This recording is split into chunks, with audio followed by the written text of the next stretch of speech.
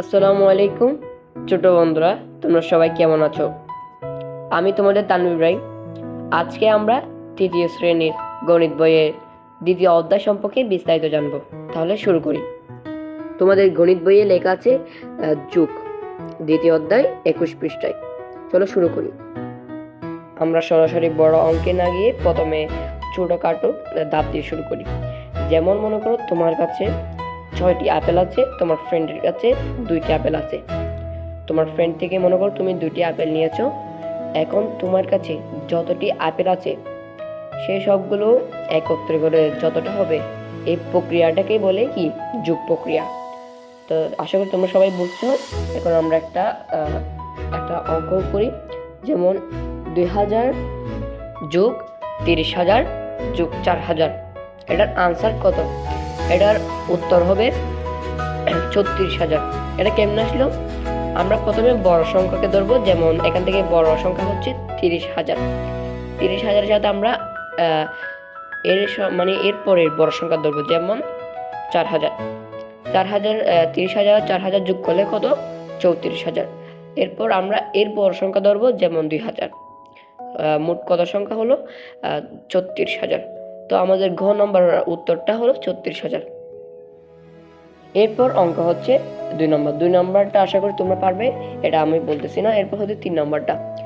নিচের কোন সংখ্যাগুলো যোগফল 90,000 হবে? এখানে আনসারটা হচ্ছে গ। কেন? আমরা প্রথমে বড় সংখ্যাকে ধরবো 75,000, এরপর এর থেকে বড় সংখ্যা 10,000, এরপর 5,000।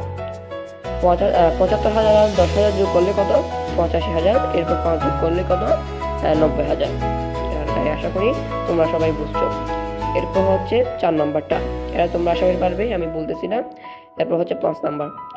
রুহি বই মেলা থেকে 1,050 টাকা দিয়ে গল্পের বই, 1,200 টাকা দিয়ে 2টি অভিধান এবং 900 টাকা দিয়ে একটি ব্যাগ কিনলো। সে কত টাকা খরচ করলো? এখানে আমরা প্রথমে বড় সংখ্যা ধরবো 1,200 টাকা। এরপর এর থেকে বড় সংখ্যা 1,050 টাকা। মোট কত টাকা হয়? 250 টাকা। মানে 250 টাকার সঙ্গে 900 টাকা যোগ করব, তাহলে কত হয়? 350 টাকা। উত্তর হবে খ নম্বরটা। এবার সুমির কাছে, এটা তোমরা পারবে। 2 নম্বরটা দাগ টেনে মিল করো। দাগ টানা মানে হলো তোমরা যখন খ নম্বরেরটা যোগ করবে, যে যোগফল আসবে অপর দিকে সেই যোগফলের আনসারটা দেওয়া থাকবে। তোমরা সেই যে আনসারের সাথে মানে তোমার অপর দিকে আনসারটা মিলবে সেটার সাথে তোমরা এটা টান দিবে। এরকম করে সবগুলো করে ফেলবে। আশা করি তোমরা সবাই বুঝছো। আমি আরেকটা পৃষ্ঠায় চলে যাই। 3 নম্বরটা তোমরা আশা করি পারবে, 4 নম্বরটাও তোমরা আশা করি পারবে। আমি 5 নম্বরটা তোমাদের একটু বুঝিয়ে দিই। লুসাই চাকমা তার দোকান থেকে প্রথম সপ্তাহে 1,680 টাকা, দ্বিতীয় সপ্তাহে 890 টাকা এবং তৃতীয় সপ্তাহে 1,000 টাকা লাভ করে। এই 3 সপ্তাহে মোট লাভের পরিমাণ কত?